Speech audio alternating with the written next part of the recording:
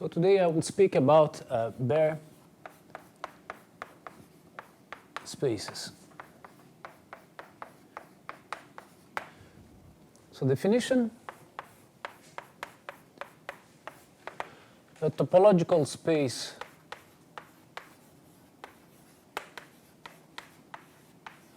X is a bare space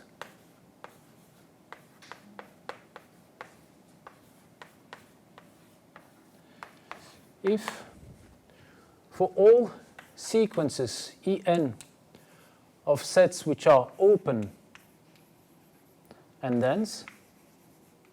So for each n, I'm assuming that En it's open and dense. Then the intersection of En is dense. And the main theorem I want to prove is the following. Given X a complete metric space is bare.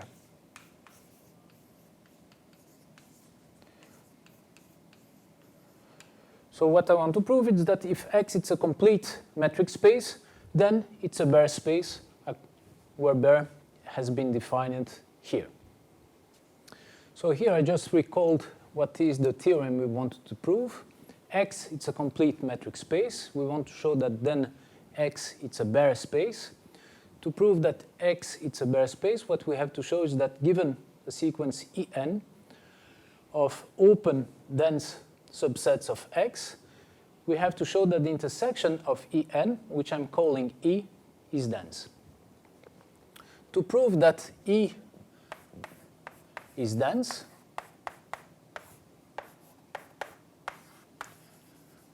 what we need to show is that given G an open set, non-empty, then G intersection E is non-empty. So this is what we are going to prove. We are taking G a non-empty open set, and we will prove that the intersection of G with E is non-empty. Well, let me start with E1. E1, by assumption, it's dense. Since it's dense, this means that E1 intersection G is non-empty. Right? Because, well, G, it's an open set. So if the intersection of G with E1 was empty, that would mean that we will find a ball inside G which has no intersection with E1, and therefore E1 would not be dense. So since the intersection of E1 with G is non-empty, this means that there exists an element. So there exists an element which I'm denoting by X1, which belongs to E1 intersection G. Well, but E1, it's an open set. G, it's also an open set. So the intersection of E1 with G, it's open. Since X1 belongs to this open set, we can find a ball with center in X1 and certain positive radius, which is contained in E1 intersection G. So this means that there exists R1, which is strictly positive, and we can take it as small as we wish. So let me take it bounded by 1, such that the ball of centered at X1 with radius R1, it's contained in E1 intersection G.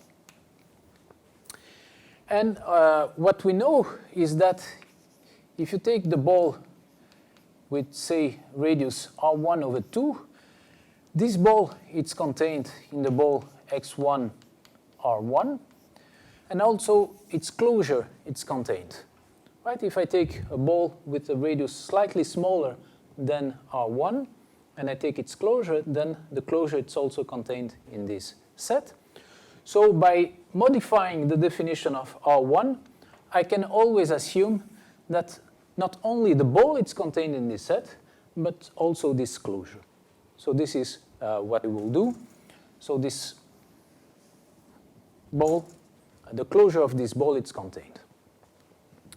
So this is the first step. So now I will repeat exactly the same argument, but instead of taking G as our open set, I will take the open ball x1, r1 in place of G, and instead of taking E1, I will take E2.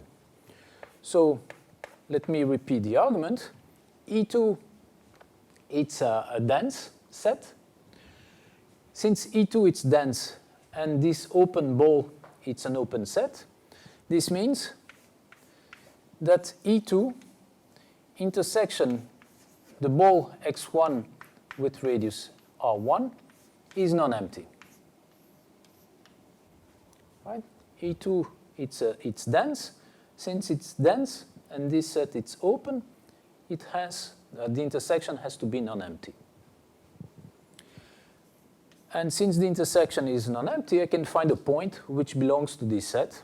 So there exists x2, which belongs to the intersection of these two sets. So E2 intersection B x1 r1. Now, E2, it's an open set. This ball, it's an open ball. So I can find actually a ball centered at x2, which is contained in this open set. So there exists R2, which is the radius of the ball. And now I'll take R2 less than 1/2, such that the ball centered at x2 with radius R2, it's contained in E2 intersection B x1 r1. And again, by reducing, if needed, the radius of this ball, I can assume that not only this ball is contained on that set, but the closure of this ball. And now, so this is step 2. And I can repeat this construction. And this construction will give me a sequence of points and a sequence of radius satisfying this inclusion, which means that, let me erase this to write my conclusion, is that I can find a sequence of points, xn in x, and a sequence of radius, and you see that here I'm taking the radius r2 bounded by 2, 1/2, so our sequence of radius will be, say, bounded by 1/n. I could take 1 divided by 2 to the power n, doesn't matter, such that b xn rn, the closure of this ball, it's contained in En intersection with the previous ball, which is bxn minus 1 rn minus 1. So this is exactly what we did for n equal to 2, and we can repeat this argument to get this sequence, and this holds for n larger than 2. While for n equal to 1, instead of the ball bx0, what we have is that the ball is replaced by the open set G from which I started from. So I will erase this board and just keep that we have this relation, and from that relation we will conclude that G has a non-empty intersection with E. So I just kept what I need. Remember, we started from an open set G, and our goal is to show that the intersection of G with E, it's non-empty. And what we did up to now is that we obtained a sequence xn for n larger than 1, and a sequence of radius Rn, which are strictly positive and bounded by 1/n, such that, well, the first ball, it's contained in E1 intersection G, and the nth ball, it's contained, well, the closure of this nth ball, it's contained in En intersection the ball xn minus 1 Rn minus 1. So you see, these balls are, well, the second ball it's contained in the first one, the third in the second, so these balls are all contained in the previous ones.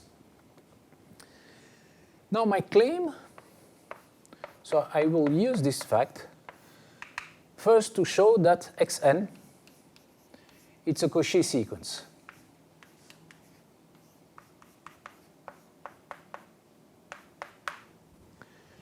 And, well, this is very easy because, well, you fix, let's say, p larger than 1, and you take two indices, n and m, which are larger than p.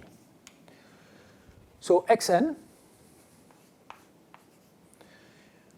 belongs to the ball xn Rn, and by construction, this ball, it's contained, because n it's larger than p, it's contained in the ball xp Rp.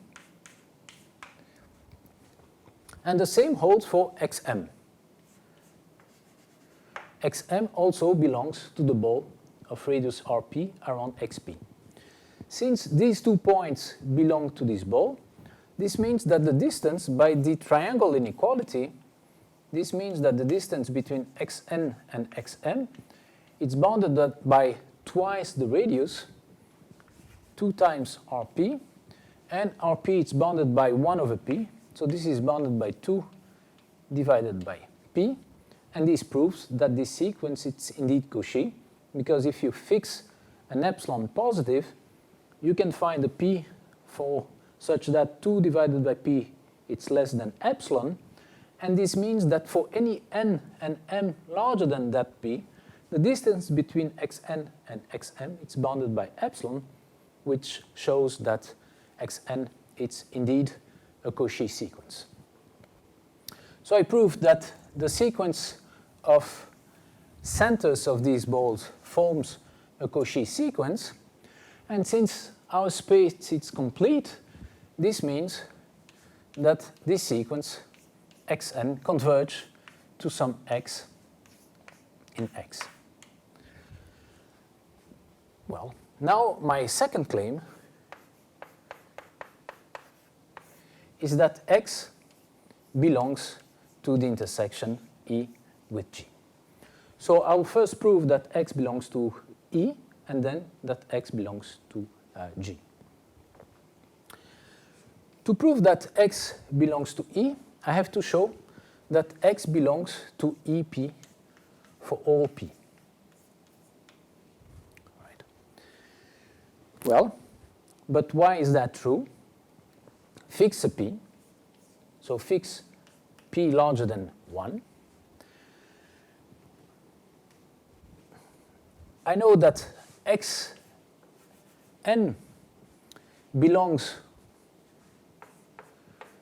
to the ball of radius centered at xn and of radius Rn, actually to the closure of that ball, of course, and this, due to this inclusion, not only holds for n, but holds for all m larger than n.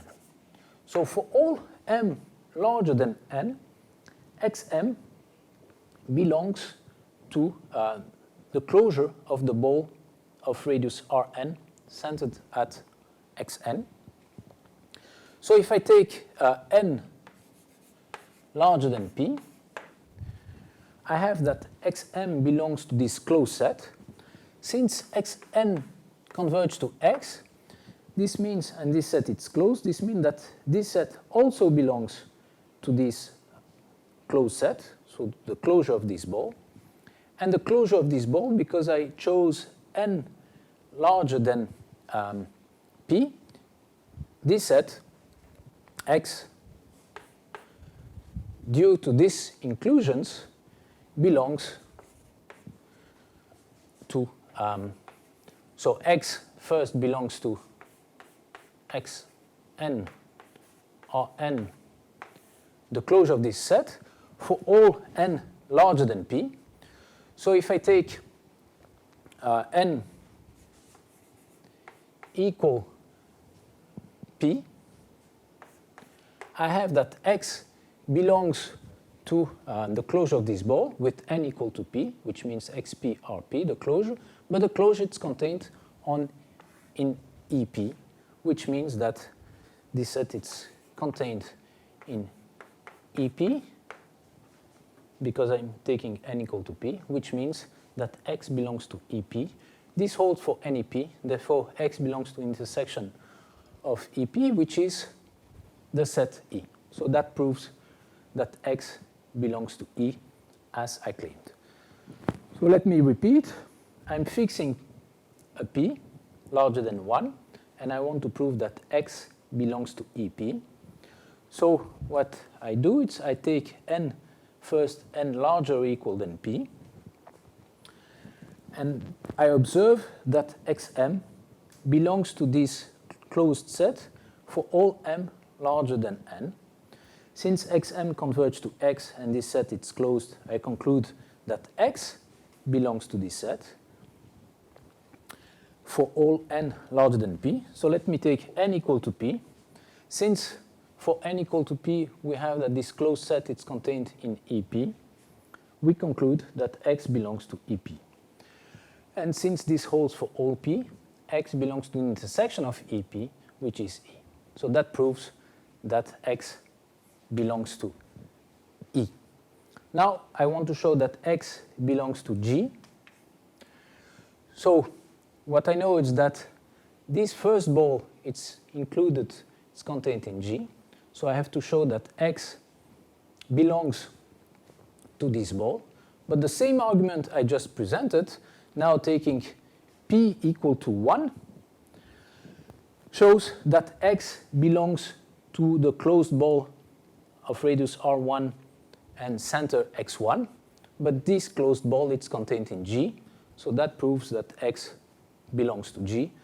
So we just constructed a point x, which is the limit of the centers of all these balls, which belongs at the same time to E and G, which means that it belongs to intersection. And this proves that indeed the intersection of E with G is non-empty. So we just proved that whatever open set G, E intersection G is non-empty, which proves that E is dense, and this completes the proof of the theorem. So let's prove a second theorem, which follows from the first one, and which is extremely useful. So I'm taking X, a complete metric space,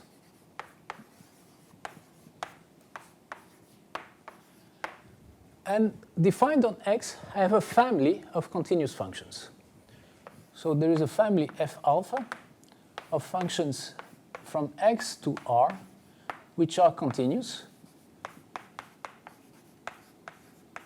And alpha belongs to a set I, which might be uncountable. I have no conditions on the set I.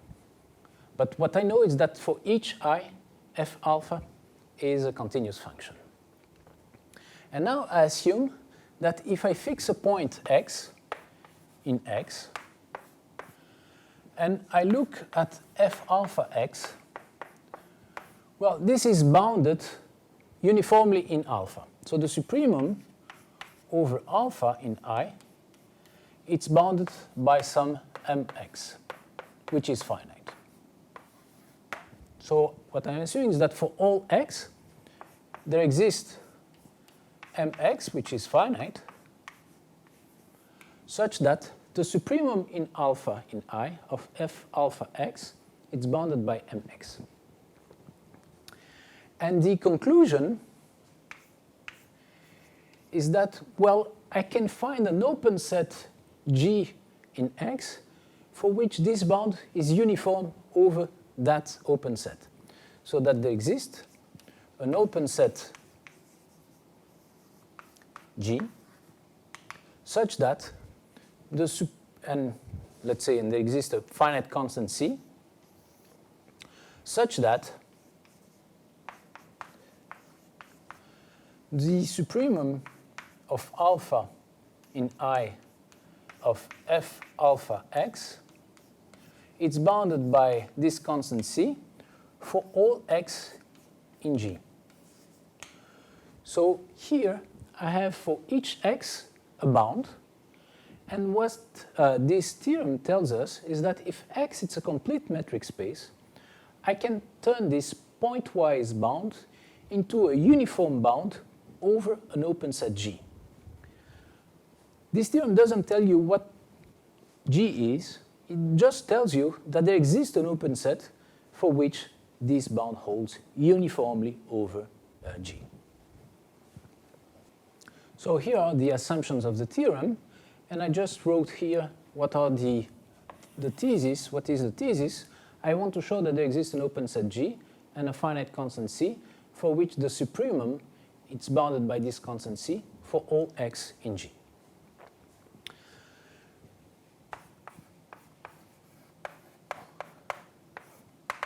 So the proof is as follows.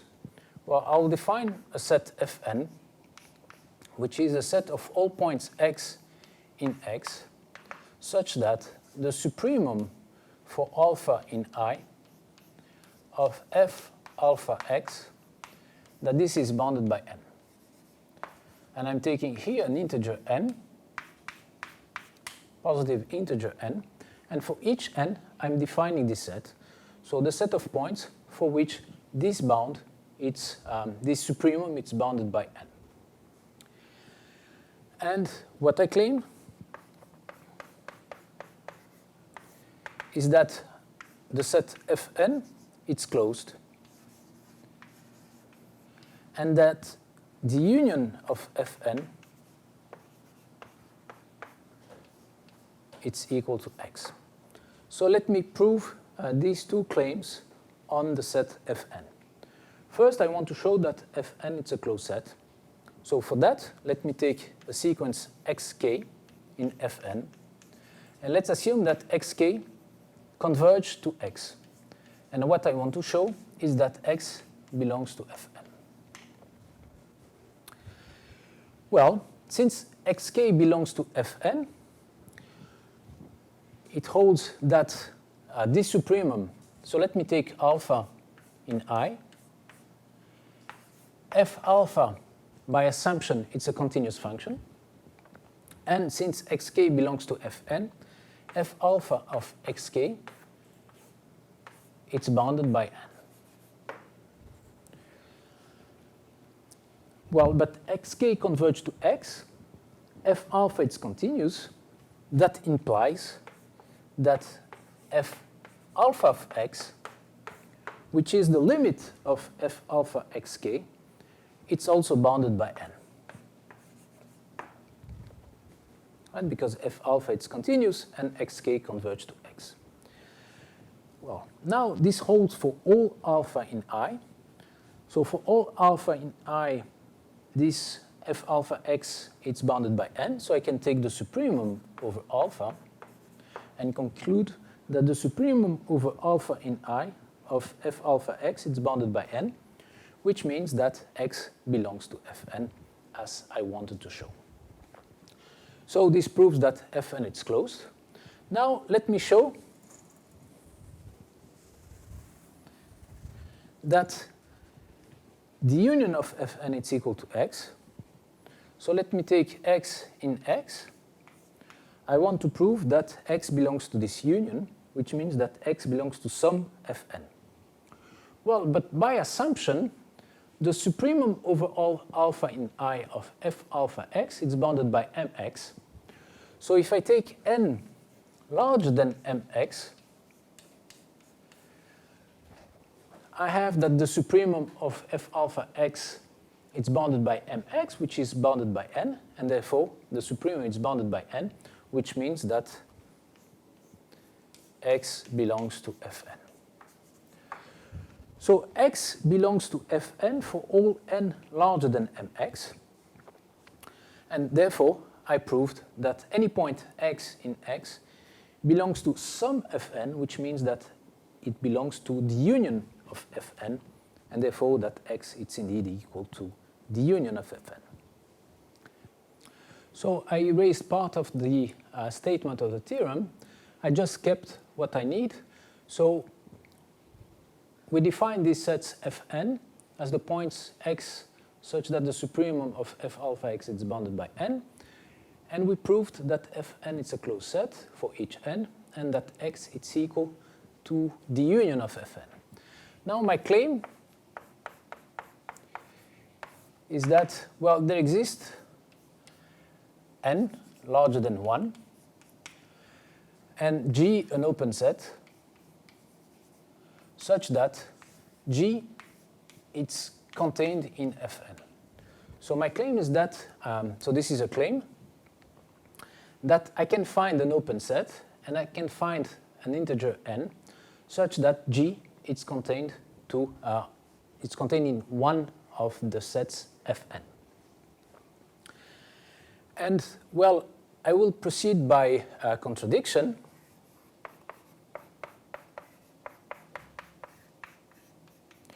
So let's assume that this is not true, so that this claim is not true. Well, this means that for all n and for all open set G, G is not contained in Fn. G is not contained in Fn. It's the same thing as saying that G intersection of Fn complement, it's non-empty. Right? Saying that G is not contained in the set Fn means that there exists the intersection of G with the complement of Fn is non-empty. So this is my assumption now, is that for all n and for all open set G, G intersection the complement of Fn, it's non-empty. And from this, I will get a contradiction. And the contradiction is as follows. Let me define En, the complement of Fn. Well, on the one hand, Fn is closed. I'm taking the complement of Fn. So En, it's an open set. On the other hand, for all n, whatever set G open I take, the intersection of G with En is not empty. Right? I fix a set, I fix an integer n, and for that integer n, what my assumption is telling me is that whatever open set G, G intersection with En is non-empty. Well, but that means that En is dense. Saying that it's dense, it's exactly that. It's whatever G open, the intersection of En with G, it's non-empty. So we know that En it's an open set, and that En it's a dense. X, it's a complete metric space. We have seen in the previous theorem that X it's a bare space. This means that if I have a family En of open dense subsets, then the intersection of En, it's dense. But what is the intersection of En? This is because X, it's bare.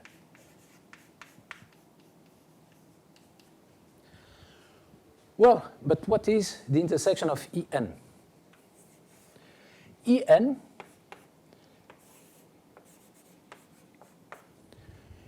is the complement of Fn. The intersection of the complements of En, it's equal to the union of Fn complement. So the intersection of the complements of Fn, it's the complement of the union of Fn. And we know, we proved already, that the union of Fn, it's X. So this is the complement of X, but this is the empty space. And here there is a contradiction. On the one hand, the intersection of En, it's empty, on the other hand, the intersection of En is dense. So this is a contradiction, and therefore this proves our claim, which is that there exists a positive integer n, and there exists an open set G, such that G is contained in Fn. So we just proved that there exists an integer n and an open set G, such that G is contained in Fn. Well, the proof is complete because let me just recall what's the definition of Fn is this set. So we just proved that since G is contained in Fn, this means that the supremum for alpha in I of f alpha x, now this is bounded by n for all x in G. So we obtained a finite constant n and an open set G, such that for all x in G, the supremum of alpha in I of f alpha x is bounded by this constant. This is exactly what we wanted to prove. And this completes the proof of this theorem. And let me just tell you that this theorem, it's called the principle of uniform boundedness.